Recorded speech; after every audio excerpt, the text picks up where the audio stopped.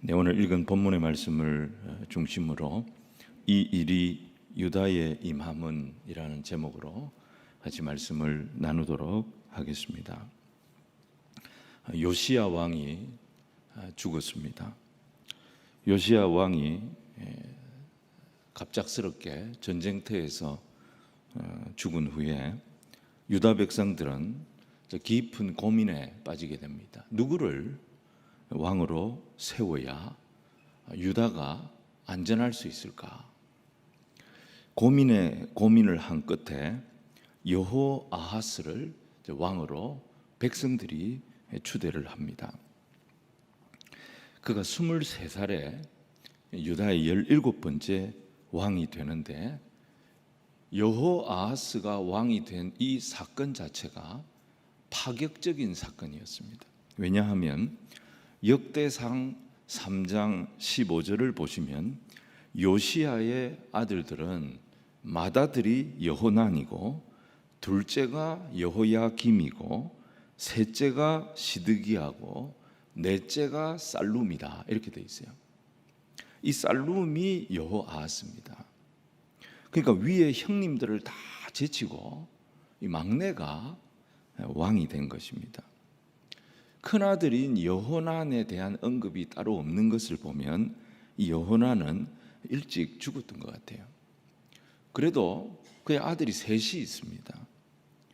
관례를 따르면, 일반적인 전통대로 한다면 둘째인, 사실상의 장남이죠, 여호야김이 왕이 되는 것이 맞습니다. 근데 이게 이제 뒤집힌 겁니다. 지금은 서열이 중요한 것이 아니고, 지금은 관례가 중요한 것이 아니고, 요시야의 아들들 중에, 다윗의 혈통 중에 제일 똑똑한 왕자가 왕이 돼야 된다. 지금이 그런 거 따질 때가 아니다. 이제 이런 의견이 반영이 된 것입니다. 어떤 조직이든지 파격 인사가 이루어질 때, 기수가 파괴되고 이렇게 모든 것이 이제 서열이나 이런 것이 파격적으로 인선이 될 때는요, 시기가 어려운 시기입니다. 뭔가 모험을 걸어야 할 정도로 상황이 지금 안 좋다는 얘기입니다. 그렇게 파격을 이루어서 자기들이 제일 똑똑한 왕자라고 생각하고 뽑았던 그 왕이요, 딱 3개월 통치하고 애굽 왕이 와가지고 폐위를 시키고 애굽으로 끌고 가버립니다. 무기토 전투에서 애굽이 요시야를 쳤습니다. 그 이후로 애굽은 계속 유다에 대해서 지배력을 행사하려고 했던 것입니다.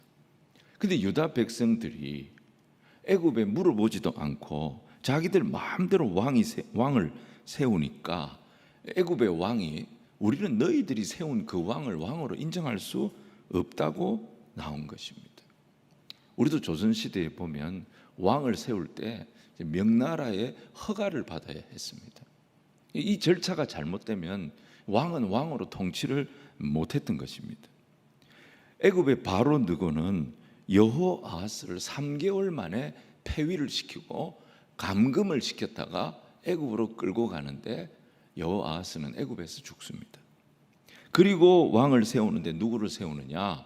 이제 사실상의 장남이죠, 엘리야김을 왕으로 세웁니다. 그리고 바로 느고가 그 이름을 엘리야김에서 여호야김으로 이제 바꿔줍니다. 엘리야김이라고 하는 이름의 뜻이나 여호야김이라고 하는 이름의 뜻이나 똑같습니다. 하나님께서, 여호와께서 세우셨다, 이름의 뜻이 같아요. 근데 엘리야김은 누가 지어준 이름입니까? 요시야가 자기 아들들 중에 정말 하나님께서 이 나라를 견고케 할 그런 왕이 나왔으면 좋겠다, 그런 하나님의 은혜의 통로로 쓰임받는 아들이 됐으면 좋겠다, 그런 마음으로 붙여준 이름이에요. 근데 여호야김은 다르지요. 같은 뜻이지만 하나님이 너를 왕으로 세우더라도 내가 허락을 해야 네가 왕이 되는 거야. 그 내가 누굽니까? 애굽의 왕인 거예요. 애굽 왕인 내 허락을 받아야 하나님이 세운 왕도 왕으로서 역할을 할 수 있는 거야. 이런 의미가 담겨 있는 아주 치욕적인 이름이었던 것입니다. 그리고 바로 느고는 함부로 너희들이 왕을 세웠다. 그래서 유대 나라에 벌금을 부과합니다. 은 100달란트, 금 1달란트를 애굽에 바쳐라. 여호야김은 왕에서 탈락한 사람이었잖아요. 근데 바로가 자기를 왕으로 세워줬어요. 그러니까 애굽 왕의 요구대로 은금을 다 지불을 합니다. 세금 뜯어가지고 은금을 다 지불하고 애굽에 충성을 다합니다. 그 덕분에 이 여호야김은 예루살렘에서 11년을 통치를 하게 됩니다. 자, 여호아하스와 여호야김 이 두 사람은 다 이복 형제지만 요시야의 아들이라고 하는 공통점이 있습니다. 근데 이 두 왕은요, 왕이 되는 과정이 달랐습니다. 그리고 이 두 왕의 정치적인 성향도 완전히 달랐습니다. 근데 성경의 평가는 어떠냐? 여호아하스를 향한 성경의 평가와 여호야김을 향한 성경의 평가는 똑같습니다. 그의 조상들이 행한 모든 일을 따라 여호와 보시기에 악을 행했다. 여러분, 이 길이 무슨 길입니까? 그의 조상들이 행한 모든 일을 따라서 여호와 보시기에 악을 행한 이 길이 어떤 길입니까? 망하는 길입니다. 이 두 왕은 똑같이 왕이 되고 나서 3개월을 했던 11년을 했던 망하는 길을 갔다는 거예요. 근데 망하는 게 끝이 아니에요. 여호와 하나님께서 이 망하는 길을 가는 유대 나라에 놀라운 반전을 행하십니다. 우리는 이걸 복음이라고 말합니다. 오늘 말씀을 통해서 유대의 망할 죄와 이 하나님의 반전이 무엇인지 이것을 우리가 함께 나눠보려고 합니다. 오늘 첫 번째는요, 유다가 망하게 되는 첫 번째 이유, 므낫세와 그의 죄에 대해서 성경이 말씀하고 있습니다. 우리가 오늘 24장 1절로 4절을 읽었는데 이 내용을 보시면 여호야김 시대에 이 바벨론 왕 느부갓네살이 유다를 공격합니다. 이 강대국인 바벨론의 왕이 무력을 총동원해서 예루살렘을 공격해 오니까 여호야김은 자기 노선은 뭐예요? 친애굽이잖아요. 애굽 왕이 자기를 왕으로 만들어줬잖아요. 그런데 워낙 강하게 바벨론이 세력을 확장해 오니까 어떻게 했다 그랬어요? 3년 동안 이 바벨론 왕 느부갓네살을 섬깁니다. 근데 그의 내면은 어떻습니까? 그의 출신은 어떻습니까? 애굽의 바로에 의해서 왕이 된 친애굽 인사입니다. 이름도 누가 지어줬습니까? 애굽 왕이 지어줬습니다. 그는 사실 1차 왕위 인선에서 밀려나가지고 동생한테 밀려가지고 탈락했던 인물이에요. 그가 탈락했다는 것은 백성들이 그를 거부했다는 거예요. 그가 왕이 되는 것이 순리인데 동생이 왕이 되는 게 낫다. 그래서 백성들이 거부했던 인물입니다. 근데 애굽 왕이 나타나서 이 절차에 문제가 있다. 어떻게 동생이 형을 제끼고 왕이 되냐? 그러면서 동생 끌어내리고 자기를 왕으로 올려준 거예요. 그러니까 이 애굽의 은혜를 입은 사람이에요. 호시탐탐, 내가 지금은 힘이 없어서 바벨론에 머리를 숙이고 있지만 나는 어찌든지 기회만 있으면 바벨론에서 독립한다. 이 마음이 있었던 거예요. 4년 뒤에 유명한 갈그미스 전투에서 애굽과 바벨론이 전쟁을 하는데 바벨론이 이제 애굽을 꺾어버립니다. 이 바벨론이 BC 605년 이후에 중동의 패권을 장악하게 됩니다. 이 중동의 정세는 당시에 이 애굽과 바벨론이 그냥 엎치락뒤치락 하던 굉장히 불안하고 복잡하게 돌아가고 있던 시대였어요. 그런데 이 전쟁에서 바벨론이 이긴 거예요. 그래서 이 영향력이 굉장히 커지게 됩니다. 그럴 때는 고개를 딱 숙이고 폭풍이 지나갈 때까지 조용히 있는 것이 상책입니다. 근데 여호야김은 성향 자체가 만만치 않은 인물이었습니다. 요시야의 아들들은요 다 똑똑한 아들들이었어요.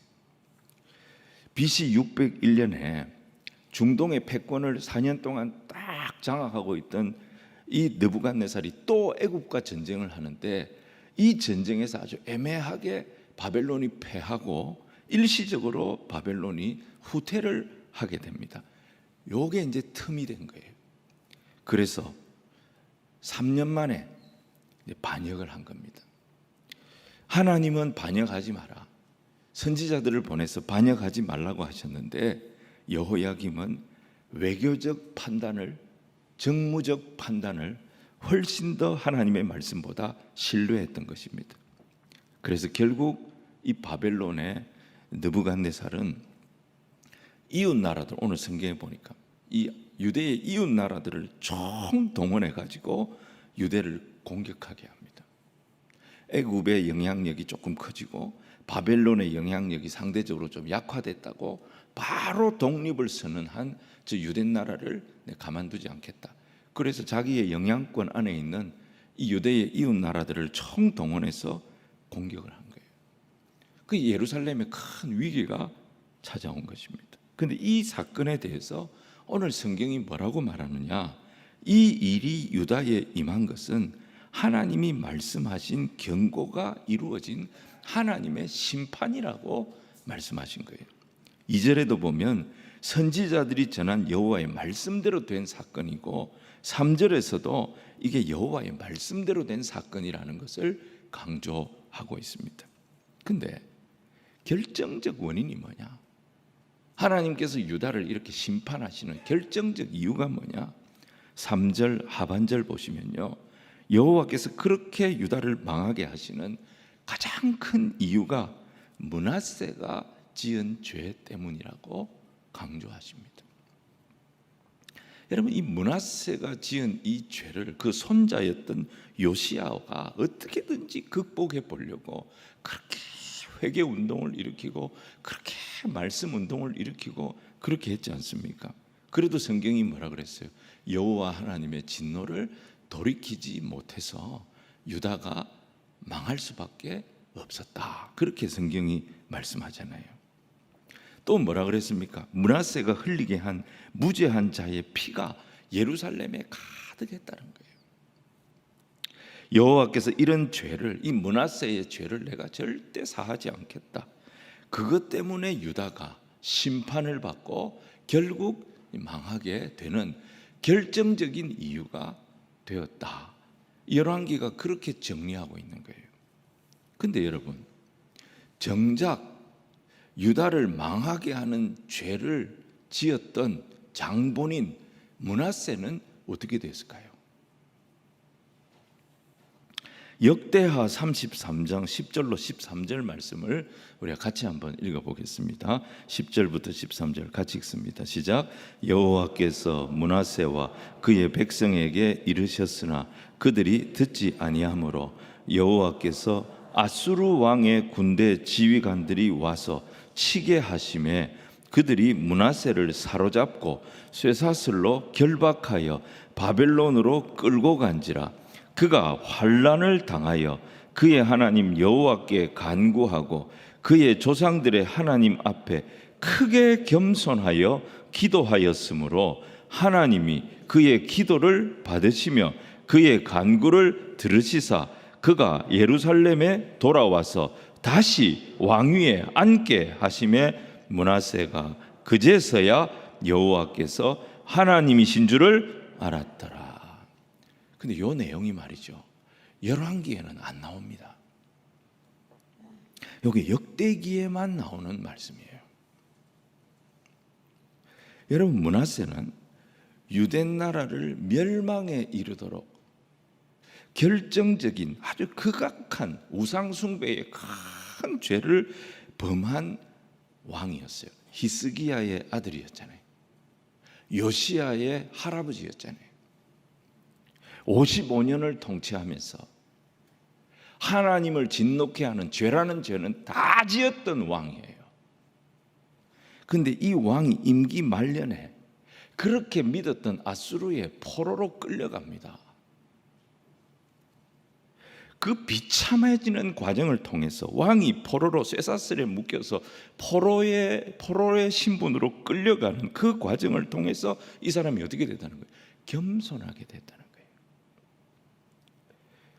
그는 포로된 땅에서 그 절망적인 상황에서 뭘 했다 그랬어요? 여호와 하나님께 기도했다는 거예요.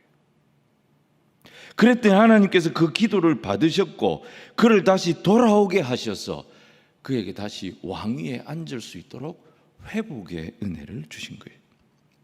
그때 무슨 일이 생겼다는 거예요? 그제서야 므낫세가 여호와께서 하나님이시라는 것을 알게 되어졌다. 성경이 그렇게 말씀하고 있습니다. 므낫세는 유다를 망하게 만들 만큼 결정적인데 이 진노가 풀리지를 않았어요. 그래서 요시야가 그렇게 개혁을 했지만 유다의 멸망을 돌이키지 못하게 만들었던 왕이었어요.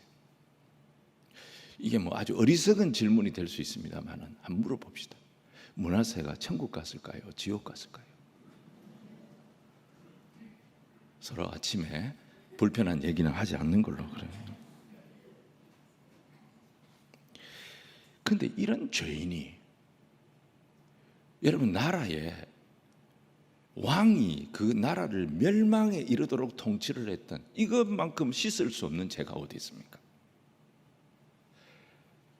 그런데 이런 죄를 지은 자가 역대기에 보니까 그 비참 속에서 포로로 끌려 그렇게 믿었던 나라 아수르에 잘 보이려고 얼마나 노력했어요. 그런데 그 아수르의 포로로 끌려가서 그 비참한 상황에 처했을 때 비로소 이 사람이 하나님 앞에 겸손해져서 기도하기 시작했더니 하나님께서 그 기도를 들어주셨다는 거예요. 여러분 인간의 죄가 얼마나 무서우냐면 이 죄라고 하는 것은 모든 것을 파멸에 이르도록 파괴시킵니다. 나라도 파괴시킵니다. 그런데 그 나라가 어떤 나라입니까? 하나님께서 다윗과 언약을 맺은 나라입니다. 언약에 신실하신 하나님은 어떤 분이냐? 그 죄가 다윗의 후손이죠. 므낫세도 다윗의 후손인 이 왕이 지은 그 무서운 죄가 온 나라를 망하게 하는 죄였음에도 불구하고 하나님의 언약이 얼마나 강하냐면 그 무서운 죄를 다 씻어버리는 용서와 사랑의 속성이 하나님의 신실하심 속에 있다는 것을 보여주는 말씀이 이 말씀인 것입니다. 여러분, 저와 여러분에게도 하나님의 이 은혜가 살아있음을 기억하시기를 바랍니다. 그래서 야곱이 창세기 49장에 그 아들 요셉 12지파 12아들을 축복하잖아요. 그때 자기 그 아들 요셉을 축복하면서 야곱이 뭐라고 말합니까? 네 아비의 축복, 그러니까 요셉의 아비면 자기잖아요. 나 야곱의 축복이 내 부여조의 축복, 내 선조들의 축복, 자기 선조가 누구예요? 아브라함, 이삭, 내 선조들의 축복보다 나아서 이 축복이, 이 내 축복이 네 머리 위에 돌아가기를 내가 원한다. 이렇게 축복합니다. 하나님이 내게 주신 복이 내 선조들, 내 부여조의 복보다도 더 나은 복이다. 이게 무슨 말일까요? 네가 이 복을 받았으면 좋겠다. 이게 무슨 말일까요?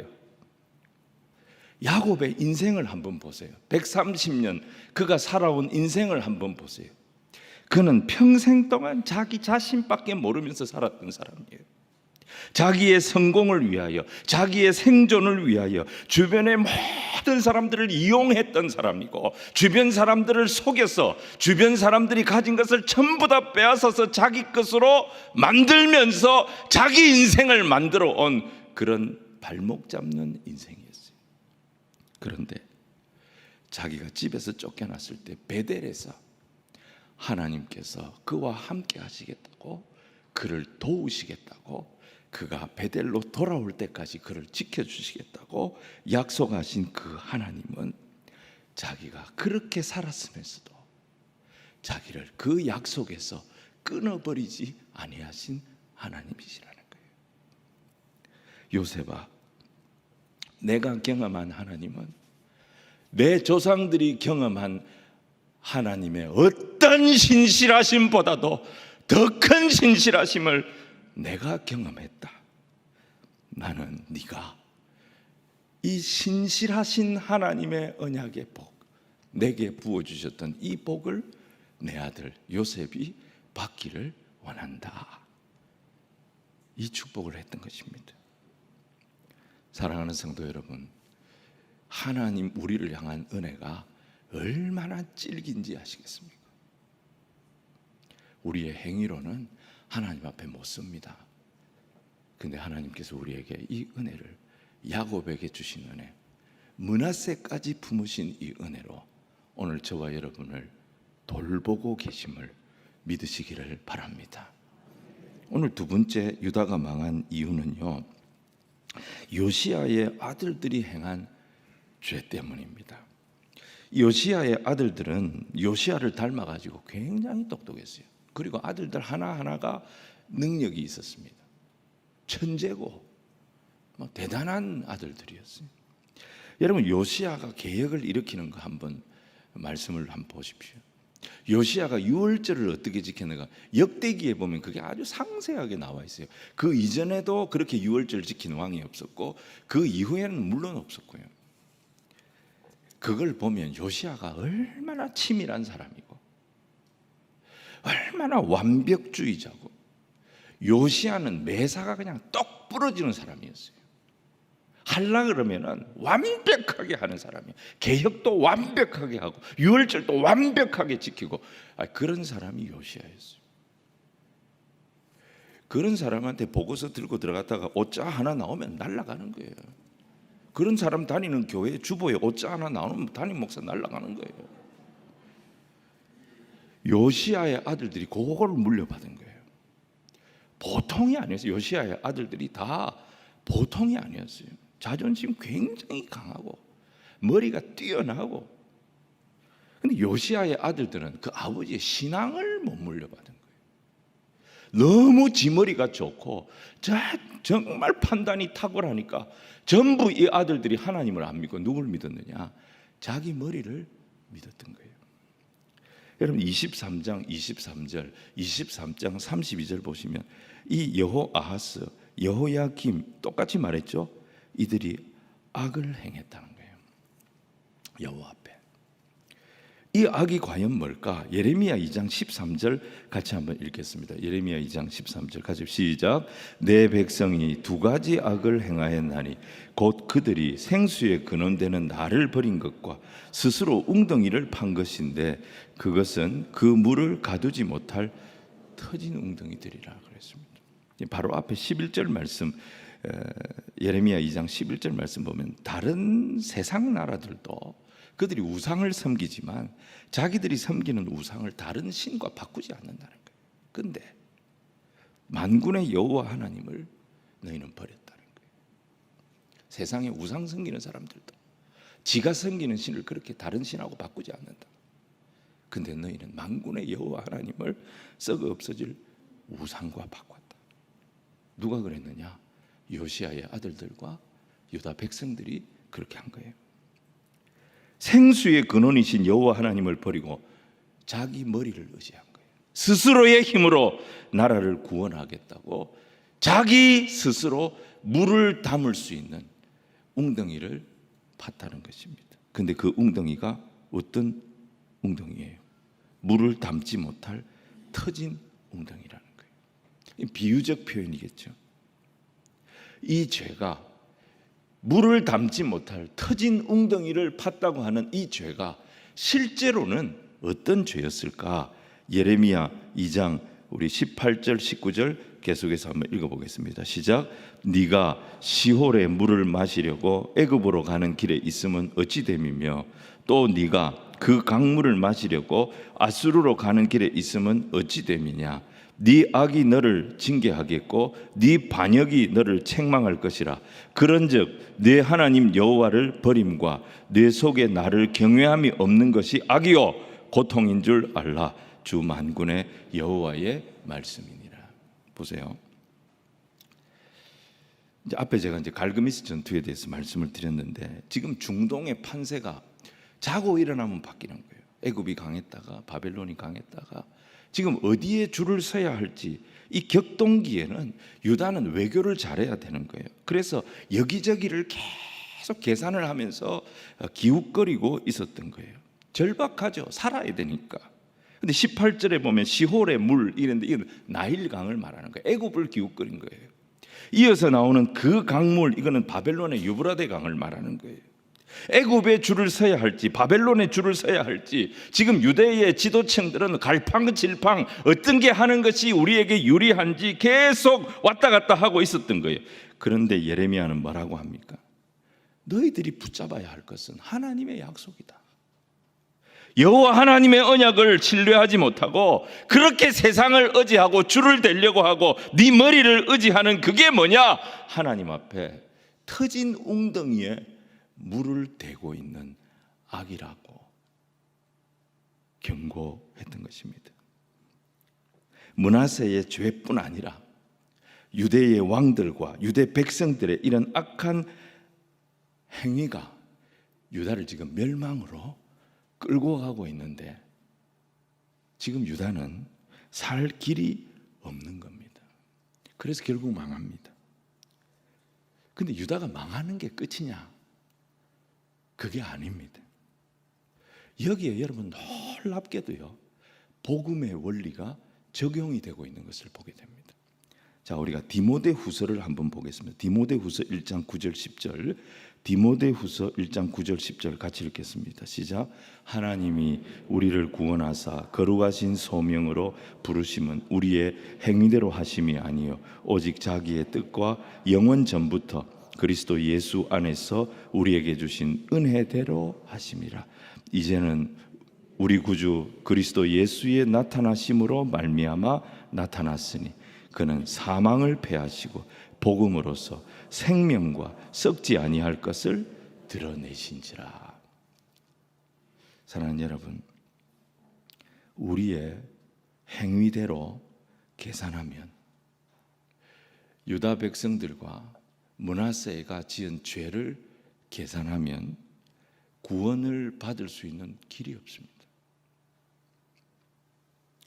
그래서 하나님은 영원 전부터 그리스도 예수 안에서 우리에게 약속하신 은혜를 따라서 우리를 구원하시기로 작정하셨다는 것입니다.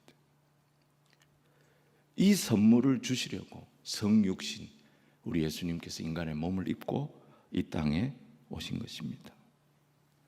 그래서 복음은요 내 행위가 개입되는 게 아니에요. 우리가 한 건 죄밖에 없어요. 우리의 행위대로 하면 구원은 우리하고 요원한 거예요. 근데 복음은 처음부터 끝까지 하나님의 은혜입니다. 복음은 바로 예수 그리스도입니다. 그 예수님 안에 뭐가 있다고요? 썩지 아니할 영원한 생명이 있다고 말씀하고 있는 것입니다. 여러분, 이 은혜가 오늘 저와 여러분에게 있음을 믿으시기를 바랍니다. 오늘 세 번째, 이 멸망할 죄인들을 회복시키는 하나님의 영원한 언약을 보게 됩니다. 이 여호야김 시대입니다. 지금 유다 백성들은 멸망을 향해 달려가고 있어요. 근데 디모데후서에 적용됐던 이 복음의 원리가요, 열왕기에 똑같이, 이 시대에 똑같이 적용이 됩니다. 예레미야 25장은 같은 시대에 예레미야 선지가 사역했기 때문에 이 예레미야 25장은 이 여호야김 시대에 예레미야 선지가 전했던 말씀이에요.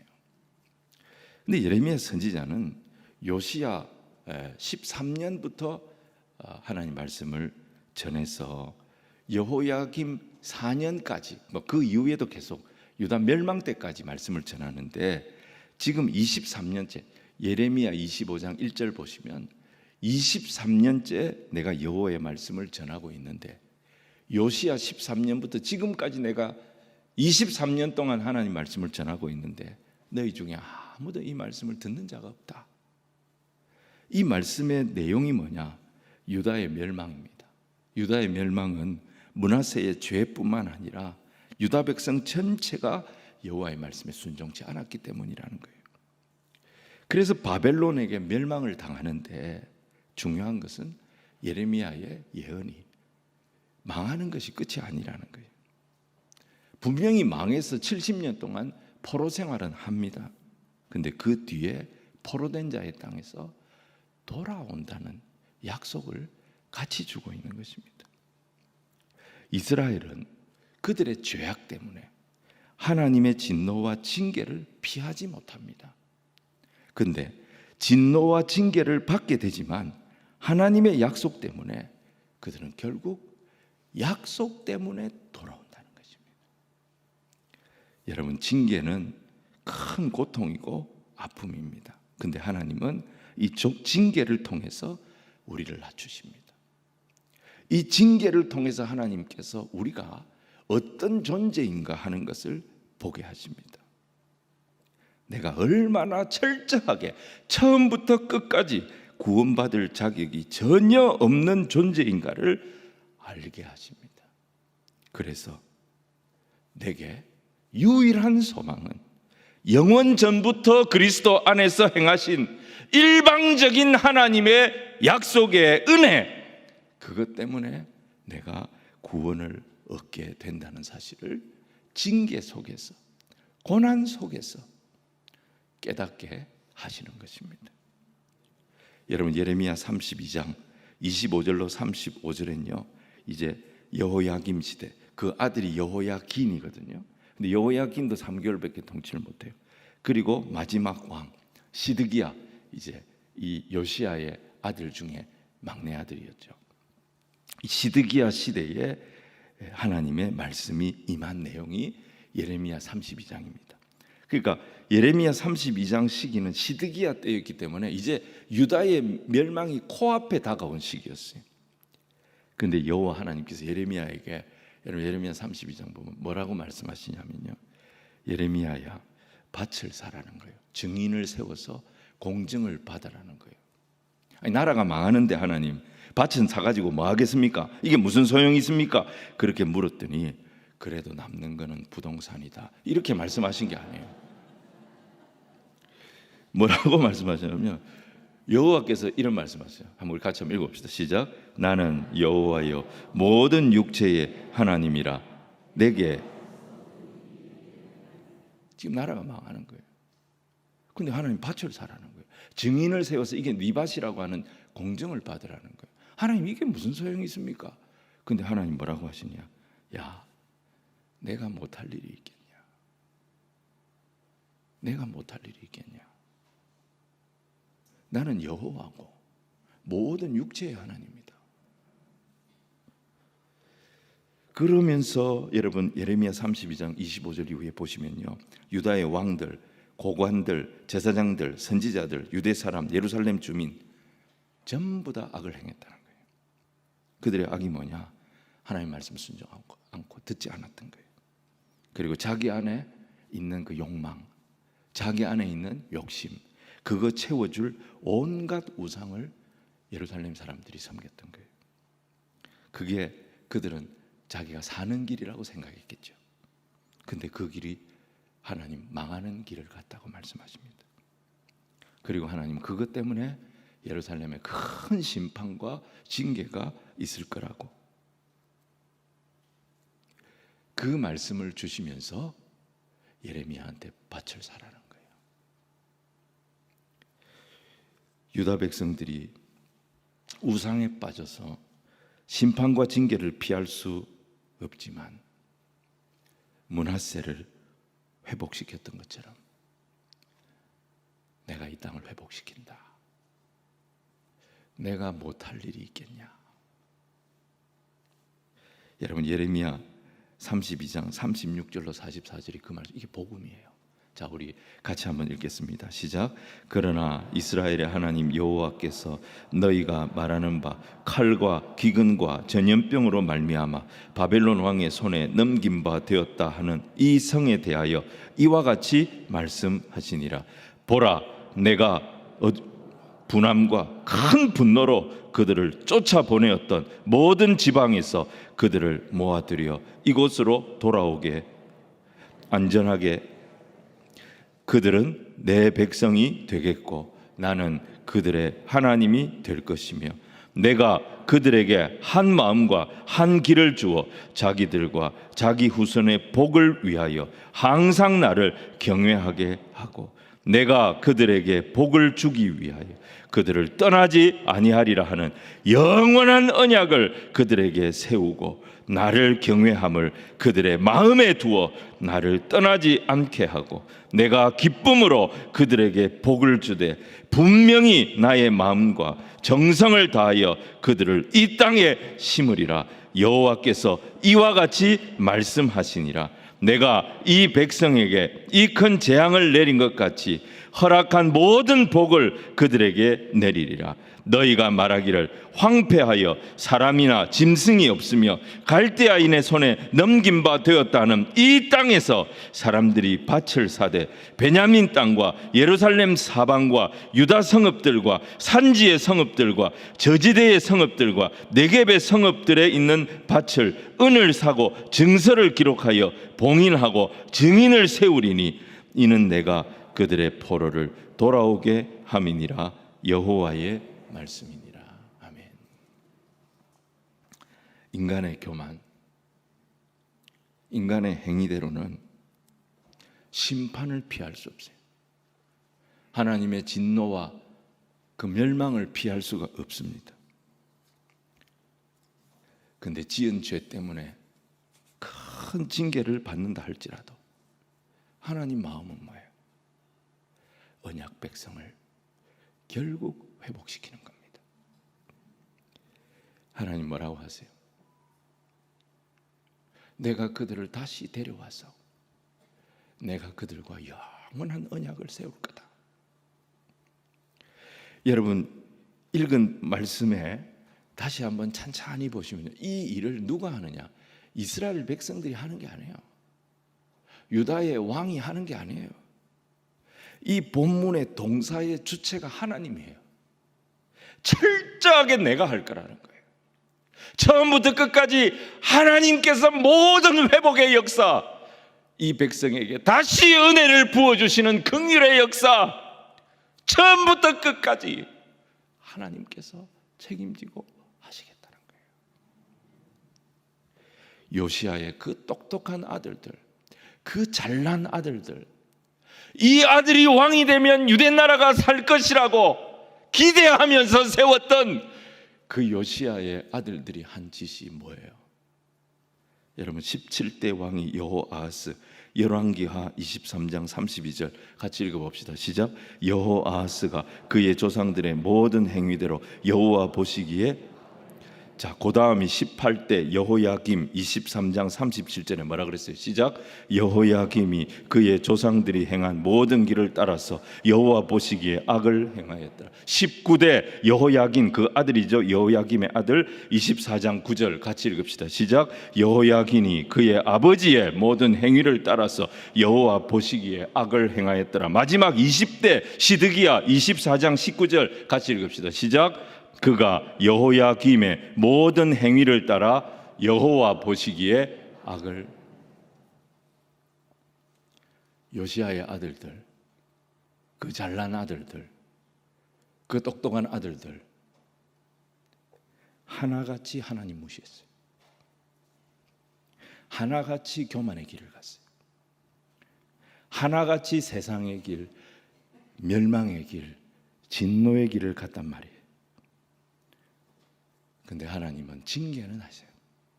70년 포로 생활, 예루살렘 성이 무너지고 유대 나라가 무너지고 성전이 무너지고 포로로 끌려가고. 근데 하나님 뭐라고 하세요? 예레미야에게 주신 영원한 언약 버리지 않는다는 거예요. 나라가 망하고 포로기의 고통을 겪지만 하나님의 약속은 중단되지 않는다는 거예요. 계속 반복되는 말씀이 뭐예요? 우리의 행위로는 하나님의 언약 백성이 될 자격이 없어요. 그래서 하나님의 언약의 백성의 반열에 들어가는 이 축복이 뭔지를 깨달은 사람은 감격할 수밖에 없는 거예요. 주여, 내가 행한 것이 죄밖에 없는데 어떻게 제가 이런 큰 은혜를 받습니까? 여러분, 시편 126편은 바벨론에서 돌아오던 유다 백성들의 노래예요. 거기에 뭐라고 되어 있어요? 주여, 유다 백성들이 돌아오면서 우리가 꿈꾸는 것 같습니다. 그렇게 고백하잖아요.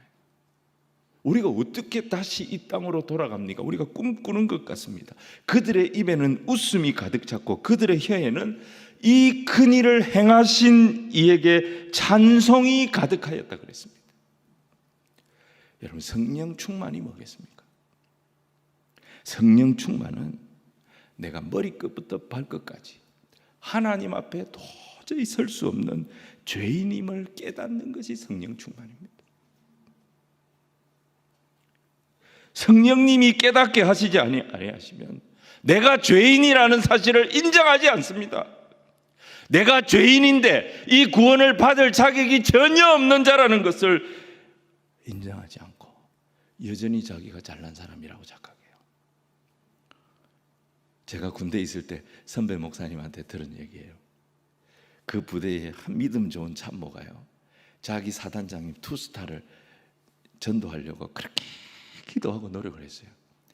그래가지고 그 사단장님이 어렵게 큰 결심을 하고 부대에 있는 교회에 나오신 거예요. 지휘관이 나오면 제일 앞자리에 앉거든요. 근데 부끄러워가지고 이 사단장님이 예배 시간 조금 늦게 오셔가지고 제일 뒷자리에 앉은 거예요.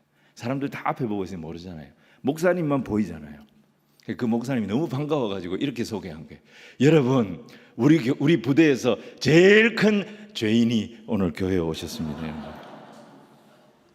그 말에 열받아가지고 그 다음부터 교회 안 온 거예요. 성령께서 깨닫게 하시지 아니하시면 내가 왜 죄인이냐고. 근데 성령께서 내 마음을 감동하시면 나 같은 죄인이 없는 거예요. 그런데 여러분, 그런 나를 위해서 십자가를 지시고 이 죄를 도말하시고 이 죄인을 주께 돌아오게 하신 그 은혜 감사합니다.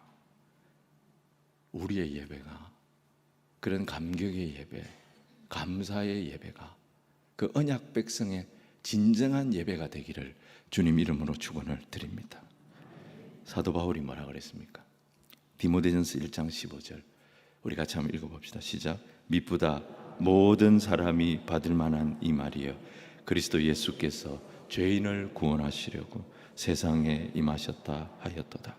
내가 사도 바울이 엄청난 성령의 사역을 감당했어요. 마지막 네 번째 4차 전도 여행 로마의 감옥에 갇혔을 때 그가 1차, 2차, 3차 얼마나 많은 교회를 개척하고 얼마나 많은 그리스도인들을 세우고 얼마나 많은 하나님 기뻐하시는 역사들을 행했습니까? 근데 그의 노년에 디모데전서 기록하면서 깨닫게 된 게 뭐냐? 내가 의인이 아니고 죄인의 괴수고, 우리 주님은 의인을 찾으러 오신 것이 아니라 죄인을 구원하시려고 이 땅에 오셨다. 사도 바울이 그걸 깨달은 거예요. 신실하시다.